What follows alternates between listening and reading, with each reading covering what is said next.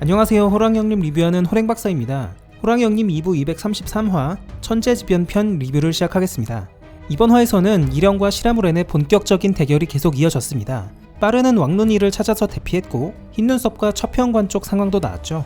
최근에는 매 연재분마다 최소 3개 지역의 스토리가 진행되고 있는데 작가님께서 스토리의 잔 줄기들을 거대한 강 하나로 모으려고 하시는 방향성이 보이는 것 같습니다. 먼저 이령과 시라무렌 쪽을 살펴보죠. 지난 화에서 이령이 기습 공격을 가했지만 시라무렌은 전혀 충격을 받지 않았었습니다. 시라무렌이 본격적으로 이령을 조지려는 포스를 풍기면서 끝났었는데 역시나 이번 화에서도 천지가 진동하는 엄청난 전투가 이어졌죠. 이령은 빠른 스피드를 이용해서 시라무렌에게 깔짝깔짝 공격을 시도합니다. 붉은 기탄을 날려보는데 시라무렌은 기탄을 강철팔로 막으면서 힘으로 밀어붙이죠. 결국은 이령에게 가까이 다가가더니 강철팔로 강하게 타격합니다. 시라무렌의 강철팔에 맞은 이령은 큰 충격을 받죠. 정면 승부는 피해야겠다라면서 일단 공중으로 몸을 피하는데 시라무렌이 바로 뒤쫓아갑니다. 전반적으로 보면 속도와 민첩은 이령이 우세하고 맷집과 힘은 시라무렌이 우세한 것 같아요. 시라무렌은 이령에게 꽤 많이 맞았지만 표정 하나 안 변하고 쫓아가는 게 정말 강해 보입니다.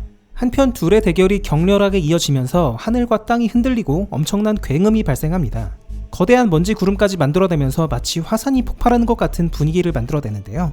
거기에 이령과 시라무렌의 기가 마치 번개처럼 퍼지면서 영락없는 화산 폭발의 모습이 그려지고 있죠. 작가님께서 이 모습을 이번 화 제목인 천재지변으로 표현하신 것 같습니다. 실제 자연에서는 화산이 폭발할 때 화산 구름이 뿜어져 나오면서 화산뢰가 발생하는데요. 화산재가 마찰하면서 일으키는 전기로 번개가 친다고 합니다. 그런데 저는 왠지 오늘 이후로 화산 폭발과 화산뢰를 보게 된다면 이런 과학적인 해석보다는 저기서 보일러 둘이 싸우고 있나 보다 라는 생각이 들 것 같아요. 제가 어렸을 때 맑은 날에 비가 오면 호랑이가 장가가는 날이다 라는 말을 어른들께 자주 듣곤 했습니다. 이런 식으로 자연 현상에 대해서 스토리로 구전되는 얘기들이 많은데요. 화산 폭발과 화산 번개라는 자연 현상을 세계관 강자들의 싸움으로 빗대신 것이 굉장히 매력적이었습니다. 한편 어느새 빠르가 등장해서 이 엄청난 광경을 지켜보고 있는데요. 본능적으로 귀를 접고 있는 모습인데 먼 거리지만 엄청난 존재들이 싸우고 있다는 걸 몸은 느끼는 모양입니다. 평소에 빳빳하게 서 있는 귀와 비교하면 확연히 알 수가 있죠. 다른 범들도 귀가 착 접혀 있는 걸 보니까 본능적으로 엄청난 기운에 주눅이 들어있다는 걸 알 수 있었습니다. 빠르는 천지의 진동과 엄청난 먼지 구름, 번개를 보더니만 산이 터질 것 같다고 경계합니다. 과거 어딘가에서 화산 폭발을 한번 목격했던 것 같죠. 빠르는 여기저기 돌아다니면서 살았으니까 다른 곳에 화산이 터지는 걸 봤을 수도 있지만 과거 항마전 때 먼 발치에서 흰산이 폭발하는 걸 봤을 가능성도 빼놓을 수는 없을 것 같습니다. 항마전 때 흰산이 폭발했을 것이라는 예측은 많이 있어 왔죠. 당시 아린이 산군에게 아랑사를 맡기면서 어서 가 곧 산이 깬다라고 언급했던 적이 있는데 산이 깬다는 게 바로 화산 폭발을 의미한다는 겁니다. 아린이 그동안 흰산이 폭발하지 않도록 억누르고 있었고 가끔 있었던 발작도 그것 때문이었는데 항마전이 발발하면서 결국 터지게 됐다는 거죠. 당시 정황을 보면 설득력 있는 가설인 것 같습니다. 아린은 왠지는 모르겠지만 전쟁 내내 불이 경계를 넘지 못하도록 막았던 것 같은데요. 구망의 강력한 불기술에 의해서 불이 경계를 넘자 바로 공명무커와 범들을 투입해서 불을 꺼버린 것 같습니다. 하지만 붉은 산 측에서는 준비해온 무기들이 더 있었죠. 바로 거대 말뚝입니다.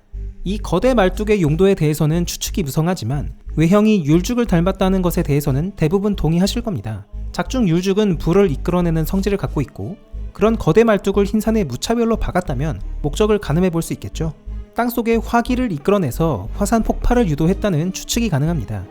사실 흰산을 폭발시키는 게 왜 중요한지는 모르겠습니다. 다만 확실한 건 아린은 공명무커까지 투입해 가면서 불을 막으려고 했다는 것이죠.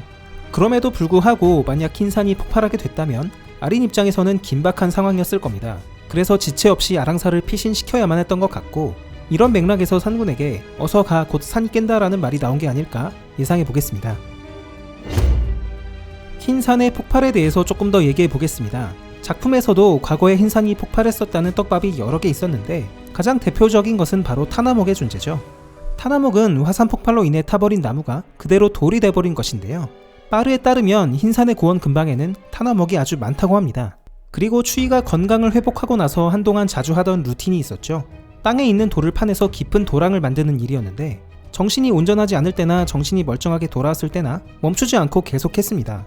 뭔가 분명한 목적을 갖고 한 일이 확실한데요. 어쩌면 항마전 때 흰산의 폭발을 겪은 추위가 미래를 대비해서 구다국 사람들을 위한 피난처를 만든 게 아닐까 싶기도 합니다. 그리고 떡밥이 하나 더 있는데 이건 약간 억지일 수 있지만 얘기해 보겠습니다. 과거 구다국에서 마을에 역병이 돌아서 가오리 빼고 아이들이 전부 죽은 적이 있습니다. 큰 화산 폭발이 일어나면 화산재가 하늘을 뒤덮고 땅으로 떨어진 화산재가 마시는 물도 전부 오염시켜서 전염병이 돈다고 해요.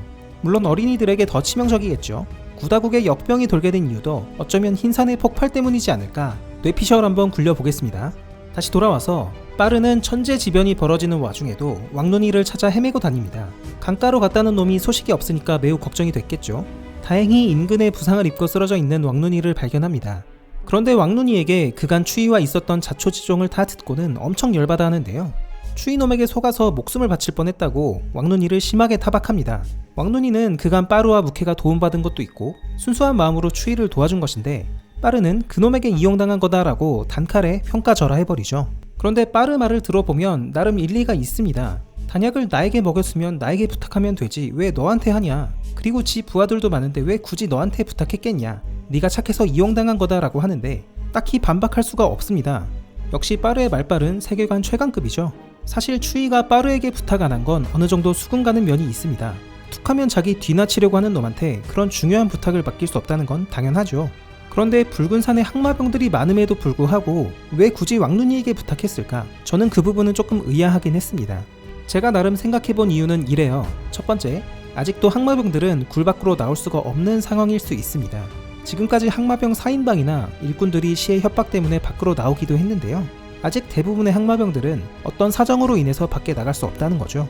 둘째, 만약 추위가 부하를 몰래 흰산에 배치해두고 작전을 벌였다면 혹여 자신이 위험한 상황이 됐을 때 부하가 달려나와서 희생할 것을 걱정했을지도 모릅니다. 그에 반해 왕눈이는 자신과 친분도 크게 없고 빠르의 부하라서 자기가 잘못되더라도 쿨하게 받아들일 거라 생각했을 수 있죠.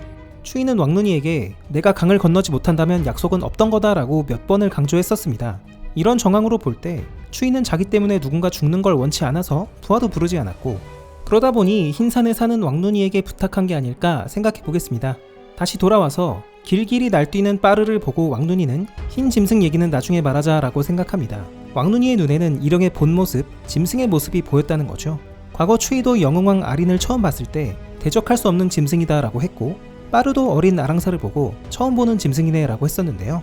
흰산 일족의 본 모습에 대한 떡밥이 계속 나오고 있고 언젠가는 공개되지 않을까 싶습니다. 여튼 빠르는 땅이 크게 흔들리자 일단 왕눈이를 데리고 피신해야겠다 판단합니다. 그런데 바로 그때 뭔가 긴 물체가 번쩍하면서 빛나는데요. 빠르는 번개인가? 조금 이상한데 하면서 그 광경을 목격하죠. 사실 저는 이 장면이 용이 등장한 줄 알고 진짜 깜짝 놀랐었습니다. 그런데 어떤 분께서 제 블로그에 용이 아니라 일영과 시라무렌이 부딪히는 장면이다 라고 알려주셔서 다시 봤더니 그 말이 맞는 것 같아요. 이렇게 확대해서 보면 양쪽 컬러가 살짝 다른 걸 알 수 있죠. 왼쪽 분홍색이 일영, 오른쪽 노란색이 시라무렌으로 추측됩니다. 이제 시점은 다시 일영과 시라무렌의 싸움으로 옮겨갑니다.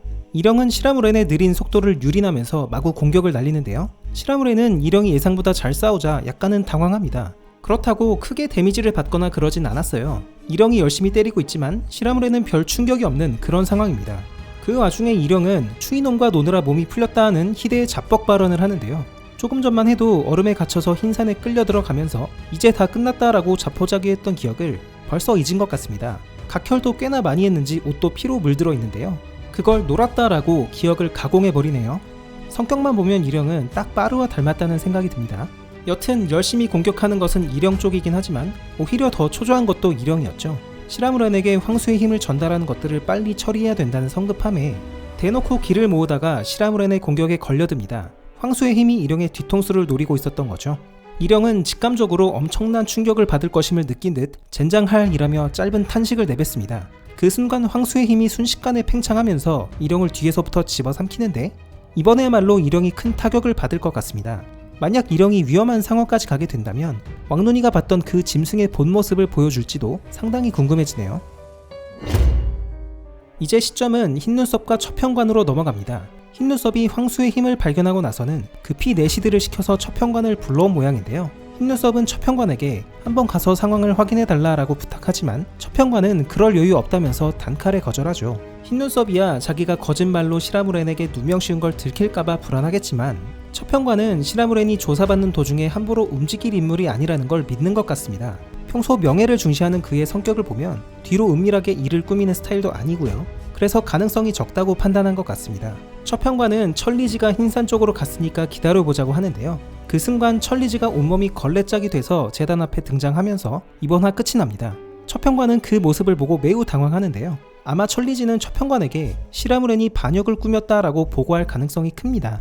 천리지는 시라무렌이 갑자기 사용이 금지된 부하들을 잔뜩 데리고 오더니만 황수의 힘으로 흰산과 일영을 타격하는 모습만 보고 도망쳤죠. 일영의 배객과 관련된 사정을 모르는 그로서는 반역으로 판단할 수밖에 없는 상황입니다. 한편 첫 평관이 시라무렌의 반역을 확인하러 현장으로 달려갈 것 같은데 거기서 군사의 전령과 묘한 마찰을 빚지 않을까 싶기도 하네요. 예로부터 장군과 내시들은 사이가 좋지 않았다고 하는데요. 굳이 이번 전투에 둘이 관전자로 끼어 있는 걸 보면 둘 사이에서도 뭔가 갈등이 있을 것 같은 느낌입니다. 지금 일영과 시라무렌이 워낙 극렬하게 대치를 하고 있고 군사와 첫 평관까지 끼어 있는 와중이라서 아주 작은 것에도 균형이 무너질 수 있습니다. 그렇기 때문에 아랑사와 무케 쪽 상황, 괴력수인 쪽 상황, 흰산으로 오고 있는 황효까지도 싸움의 변수가 될 수 있을 것 같아요. 아주 작은 트리거 하나가 일영과 시라무렌의 목숨을 좌지우지할 수 있는 만큼 모든 지점에서 촉각을 곤두세우면서 지켜봐야 될 것 같습니다. 이번 화 댓글 반응도 함께 보시겠습니다. 제가 영상에서 거의 다뤘던 내용들은 스킵하고요. 오늘은 이 댓글을 선택했습니다. 그래서 곰발이 최고 스킬인 빠르는 버일러들 언제 잡나요? 라고 하셨는데 최근 세계관의 강자들이 많이 등장하면서 커져버린 전투력 차이가 앞으로 어떻게 될 것인가 라는 의견인 것 같아요. 강함의 레벨이 버일러, 타이지 정도로 구분되던 과거와 다르게 최근에는 강한 캐릭터가 정말 많이 나왔죠. 버일러의 힘을 쓰던 히아도 그렇고 추위를 제압하던 천리지, 모극을 흡수한 거대 뱀 맹한 등 최소 타이지급 전투력을 보여주는 인물들이 속속 등장했습니다. 그러다 보니까 이제 고작 힘눈썹과 힘겹게 싸울 뿐인 빠르가 대체 뭘 할 수 있을까 궁금해질 수밖에 없는 것 같아요. 물론 호형이라는 세계관에서 꼭 강자만이 중요한 역할을 하지는 않는다고 생각합니다. 예를 들어서 일부의 홍위부를 떠올려보죠. 인간치고는 강하지만 뭔가 중요한 역할을 기대하긴 어려운 전투력이었는데요. 흰눈썹마저 처단하고 유유히 돌아가던 산군을 쓰러뜨린 것이 바로 홍위부였습니다. 산군이 아비사를 납치한다고 오해해서 율죽을 산군의 등에 박아버린 거죠. 산군은 홍위부의 한 방으로 추위에 불이 튀어나와서 쓰러졌고 그토록 찾던 아랑사를 왕태에게 넘겨야 했으며 결국 일영에게 당하고 말았습니다. 마찬가지로 빠르도 버일러급 타이지급으로 강하진 않지만 충분히 제 역할을 할 수 있다고 봅니다. 하지만 빠르가 주인공이다 보니까 더 강해지고 위상이 높아졌으면 싶은 게 팬의 마음이죠. 작가님의 시나리오에 만약 빠르의 파워업이 들어가 있다면 무커가 아린의 명을 받아서 강해진 것처럼 빠르도 아랑사의 명을 받지 않을까 추측해 볼 수 있겠습니다. 단기간에 강해지려면 누군가에게 힘을 받는 방법이 유일하죠. 개인적으로는 빠르가 주인공이기 때문에 세계관 최강이 돼야 한다기보다는 적당한 위치에서 역할을 다하는 캐릭터가 되지 않을까 생각이 듭니다. 어차피 세계관 최강은 흰산 일족이 차지하고 있기 때문에 그들의 싸움에 끼기는 어려워 보여요. 하지만 산군이 최강자가 아님에도 일부에서 큰 감동을 줬듯이 빠르가 비록 최강은 아니더라도 주인공다운 역할을 보여주길 기대해 보겠습니다. 오늘의 리뷰는 여기까지입니다. 저는 다음주 일요일 오전 9시에 다시 찾아뵙겠습니다. 호랭박사와 함께 호랑이형님 완결까지 보실 분들은 지금 구독을 눌러주세요. 감사합니다.